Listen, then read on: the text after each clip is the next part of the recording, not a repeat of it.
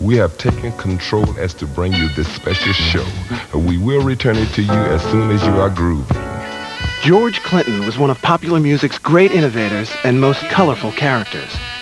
The ringleader of Parliament, Funkadelic, and more than a half a dozen other groups, Clinton revolutionized black music in the 70s. But the personal cost was tremendous. George Clinton is a legend. This is his story. Well, all right! Big man, P-Funk. I want my funk cut. Make my funk the P-Funk, y'all. There was a time when the earth was unfunky. It was up to one prophet to rescue us from the straight and square. According to the cosmology of George Clinton, Dr. Funkenstein got the secret of funk from the pyramids and developed a bop gun that could make anyone funky. Clinton's mythologies often sounded ridiculous, but hidden inside were political messages delivered in the language of the street. And behind the cartoon was a complex and innovative sound. Free your mind, Dr. Funkenstein said, and your ass will follow. P-Funk. Uncut funk. P-Funk. But who was Dr. Funkenstein?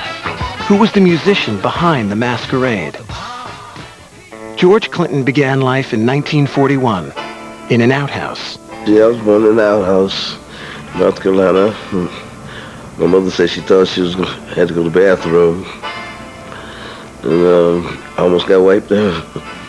George was the oldest of 9 children. His mother worked as a cleaning woman and babysitter. When he was 11, George's father came and took the kids to live with him in New Jersey. We saw this big black shiny car coming down the road down the hill.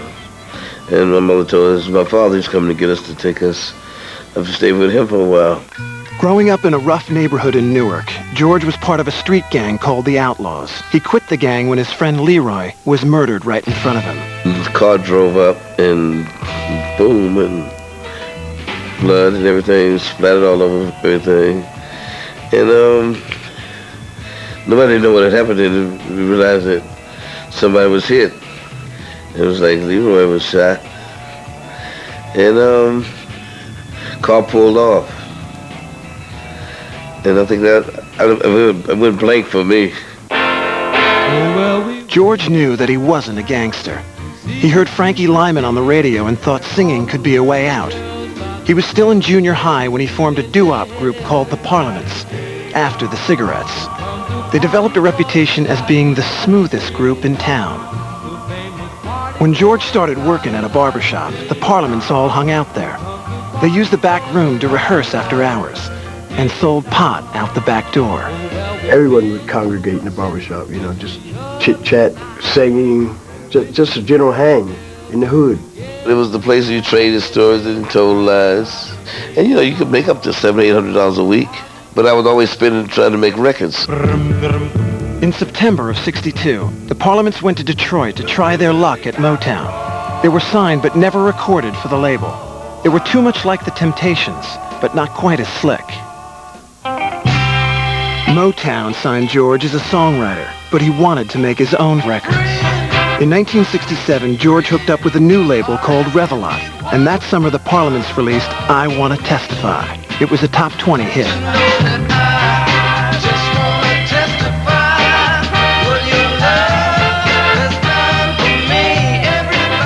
You see them up there doing their little thing, you know what I'm saying, with their suits and their process. And I mean, believe me, there wasn't a wave that wasn't wrong.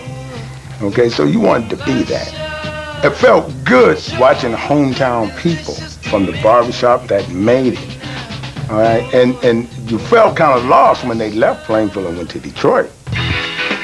In 1968, race riots erupted in Watts, Detroit, and Newark. One of the Parliament's Motor City gigs was cut short due to fighting outside, and the musicians barely escaped a shootout on their way home.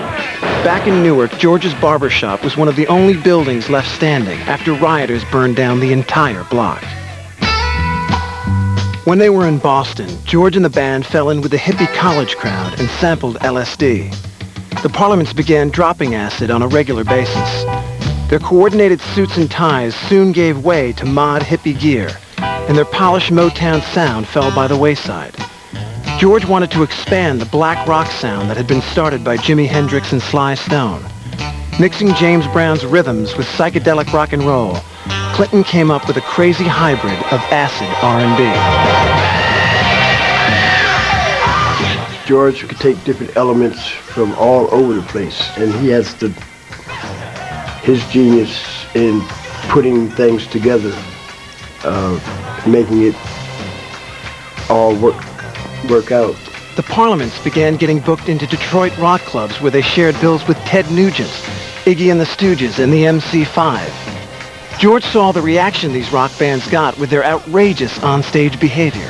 One day we played with the vanilla fudge, and we used the equipment, and it was like loud and strong, and I just remember saying, "Oh, this is how they get that rock and roll sound." So we went out and spent all our money and bought us some amps, and we changed the name to Funkadelic.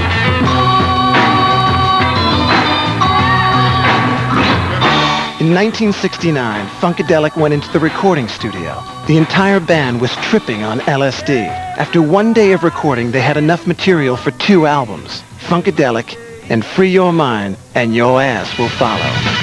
You don't drink what I drink. You don't smoke what I smoke. You don't think like I think. You don't joke like I joke. I got a thing. You got a thing. Everybody's got a Funkadelic's first 2 singles got radio play on black stations. They sold 100,000 copies in Detroit alone. But it was the raw intensity of their live shows that built the group's reputation. The funk mob would jam for hours. They wouldn't even stop between songs. George had taken to wearing nothing but a sheet with a hole cut in it, which would often come off in the middle of a set. Funkadelic took things to the edge of craziness, and then kept going. Every time we played the 20 Grand Club in Detroit, which is like home base for a lot of, and a showcase for a lot of Motown artists, and people like Rare Earth, Stevie Wonder, The Temptations, Gladys, all of them would come to see Funkadelic at that time because we weren't the norm. It would be like slum day for everybody at Motown, because they was all into the furs and the minks and things.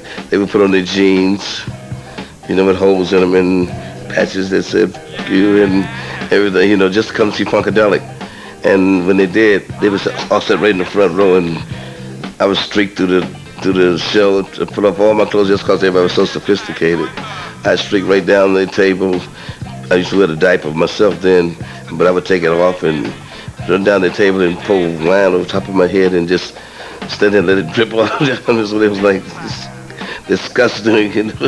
So they have all these wild stories of things that I did. George would start, running out on the tables, and people like freaking. I mean, it was scaring people, and then we found ourselves getting off on people getting scared, and it was like, wow, this is great, Clinton signed Funkadelic to the Invictus label under the name Parliament. Parliament and Funkadelic were basically the same group. The musicians themselves were not under contract with any label. Only the band names were. Clinton started a game of ring around the record labels that he would play for years to come. Parliament and Funkadelic became collectively known as the Parliafunkadelicment thang, or P-Funk. In the studio, George presided over the sessions like a mad scientist. He twisted knobs, panned tracks from side to side, and played tapes backwards. Engineers didn't even want their names on the record. But to the funk mob, who were tripping on LSD, dabbling with heroin, and popping Quaaludes like candy, it all sounded good. As the band cranked out songs, George wrote lyrics and decided if the tune went to Parliament or to Funkadelic. In 1972, Clinton recruited a young bass player from James Brown's band. Bootsy Collins had joined the JBs at 16, and after 3 years of the Godfather of Soul's regiment, he was ready to stretch out. James Brown was always, trying to tell me what to do, what not to do, which was cool, but at the same time, I still wanted to do the wild thing. So George allowed me to do whatever I wanted to do and grow as much as I could, So, I really, that really sparked me. The title track of Funkadelic's third album, Maggot Brain, was rumored to have been inspired by the death of George's brother Robert, whose body had been found after it began to decompose. It was pretty weird when they found him.